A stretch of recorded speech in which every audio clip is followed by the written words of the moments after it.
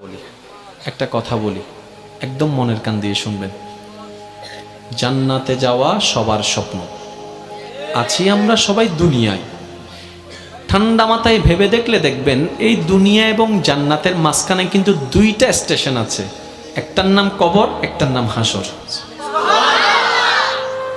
কবরটা কিরকম? আমাদের দুশমনরা না, আপন জনেরাই কিন্তু খনন করবে, আপন জনেরাই কিন্তু লাশটা রাখবে, আবার আপন জনেরাই কিন্তু ওই দেহটার উপরে বাঁশ বিছিয়ে মাটি চাপা দিবে, চতুর্দিক থেকে অন্ধকার করে ফেলবে। মনে রাখবেন, কবর আলোকিত হয় ঈমানের আলোয়, সুবহানাল্লাহ।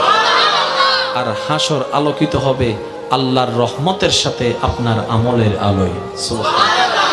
হাসর আলোকিত হবে আমলের গুণে, কবর আলোকিত হবে ঈমানের গুণে। আর ঈমানটা কানে থাকে না, মনে থাকে।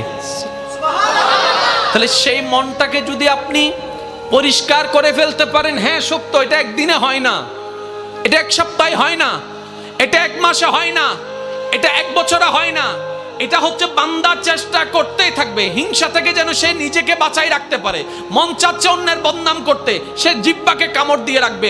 দুনিয়া উল্টায় যাক, আমি বদনাম করব না, আমি বদনাম করব না, আমি বদনাম করব না। মন বলছে তাকে মেরে ফাটাই ফেল রাগের কারণে। আপনি বলবেন দুনিয়া উল্টায় যাক, আমি তার গায়ে হাত তুলব না, আমি মাফ করে দিলাম, আমি মাফ করে দিলাম। কেউ একজন এসে বলল অমুক তোর নামে বদনাম করছে, যা যা বিশ্রী কথা বলছে, আপনি মুস্কি হেসে কথাটাকে রিসিভ করে বলবেন আলহামদুলিল্লাহ, আমি তাকে মাফ করে দিয়েছি। এভাবে যখন বান্দা চেষ্টা করতেই আছে, শয়তান আপনাকে হয়তো অন্তর ঘরে, না হয় বন্ধু বান্ধব দিয়ে কিছু কথা আপনাকে কানের মধ্যে পিন দিবে। যেমন কিছু কেউ আপনাকে এসে বলবে যে তুই কি ঠান্ডা হয়ে গেলি, তুই কি হার মেনে গেলি, তুই কি পরাজিত হয়ে গেলি, তুই মারতে পারিস মারস না কেন, তুই বলতে পারিস বলস না কেন, তুই বাধা দিতে পারিস দেশ না কেন।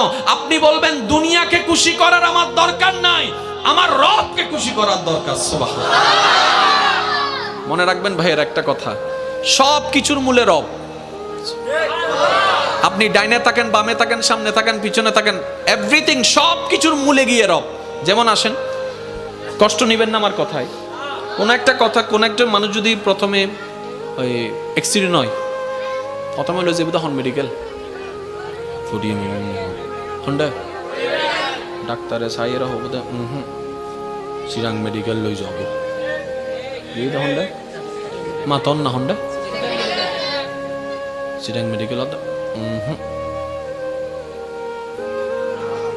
আগা হইতাম ডাহাওলা সাইয়ের হদ্দা তো বেশি রিক্স ফাইতেন না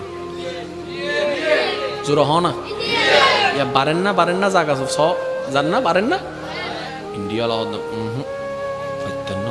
লন্ডন যাবে হন্ডা, লন্ডন সিঙ্গাপুর ইতারা হদ্দা মারে মা এই মেশিন আর তো নাই। আমেরিকা যাবে, আমেরিকা যাওয়ার পরে ডাক্তার হদ্দা ইটা হদ্দা আর হনমিকে যাইতো না হইস ওডিয়াতুন গুইতে গুইতে চলি সিধা হন্ডা আমেরিকা হদ্দা আই আর হন্ডা হইম। ইতারা তো সিনিয়র হাসে ফাটাইতে আর হাসে ফাটাই আ হন্ডা ফাটাই আর তুন সিনিয়র মেশিন তান্ডা হনমিককে জোরহনা সিনিয়র মেশিন তার তো হনমিককে। এবার আমেরিকা ডাক্তার হতে আল্লাহ লাগর আল্লাহ লাগর আল্লাহ লাগর আল্লাহ লাগর শেষ ফল দিয়ে এর কি হস আল্লাহ লাগর আল্লাহ লাগর আল্লাহরে ডাক আল্লাহরে ডাক আল্লাহরে ডাক। ইটা হদ্দে মাইলে ফিরে ইয়ান যদি এন্ডা হতে কি ইতুদে ইয়া শেষ পর্যন্ত হার হাসে নাম বুঝে দে জোর হ না হার হাসে আরো জোরে হার হাসে আল্লাহ হদ্দে এত বাদে না ডাক হদ্দে ঠেকাত করি ইয়াকার নাম লর তো জিয়েন ঠেকাত ফুরি লম পরে ইয়ান আল্লাহ পছন্দ ন করে। আল্লাহ হদ্দে আল্লাহ পাক বলছেন বান্দা ঠেকাই পড়ে আসলে আমি রহমত করি, কিন্তু আমি বেশি খুশি হই যখন আমার বান্দার কোনো ঠেকা থাকে না, সে নিজে থেকেই আমাকে স্মরণ করে, নিজে থেকেই আমাকে ডাকতে থাকে, নিজে থেকেই আমাকে ভালোবাসতে থাকে, নিজে থেকেই আমার কাছে চাইতে থাকে, নিজে থেকেই আমার কাছে যখন সিলিন্ডার করতে থাকে, আমি রব ওই বান্দার উপর বেশি খুশি হয়ে যাই।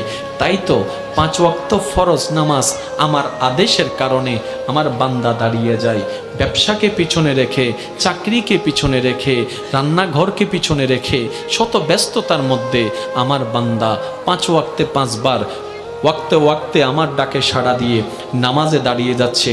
কেউ মসজিদে, কেউ যায় নামাজে, কেউ ঘরের মধ্যে, কেউ ব্যবসার মধ্যে, কেউ অফিসের মধ্যে, কেউ ফ্লাইটের মধ্যে, কেউ জাহাজের মধ্যে, কেউ নৌকার মধ্যে, কেউ গাড়ির মধ্যে। আমার বান্দা শত ব্যস্ততার মধ্যে শুধু আমার আদেশটা পালন করার জন্য 5 ওয়াক্তে 5 বার শত ব্যস্ততার মধ্যে আমাকে ভালোবেসে, আমাকে হাজিরা দেওয়ার জন্য, আমার দরবারে হাজিরা দেওয়ার জন্য, আমাকে খুশি করার জন্য আমার বান্দা নামাজ পড়তে থাকে। কিন্তু এর ভিতরেও যদি কোনো বান্দা রাতের ঘুমটা হারাম করে, যাই নামাজটা বিছিয়ে চুপি চুপি সবাই ঘুম তাহাজ্জুদের জন্য দাঁড়িয়ে যায়, আমি রব তখন আরো বেশি খুশি হয়ে যাচ্ছে। কেন? আমি আমার বান্দাকে বলিনি, সে নিজে থেকে এসেছে। আরেকটু জোরে বলেন। আমি আমার বান্দাকে বলেছি, বান্দা ঘুমাও। বান্দা দাঁড়াই গেল জামাতে নামাজে, বান্দা দাঁড়াই গেল যাই নামাজে। এবার ফেরেশতা জিজ্ঞেস করে, মাওলা সে তো ঘুমাই না, দাঁড়িয়ে আছে। বান্দা বলে যে আল্লাহ তোমারে চাই, তোমার রহমত চাই। রব বলে যে এই জিনিসটাই তো আমার ভালো লাগে, যেটা নিজে থেকে বান্দা আমার জন্য করে। সুবহানাল্লাহ। একটু দেখেন, এখানে কঠিন কিছুই নাই।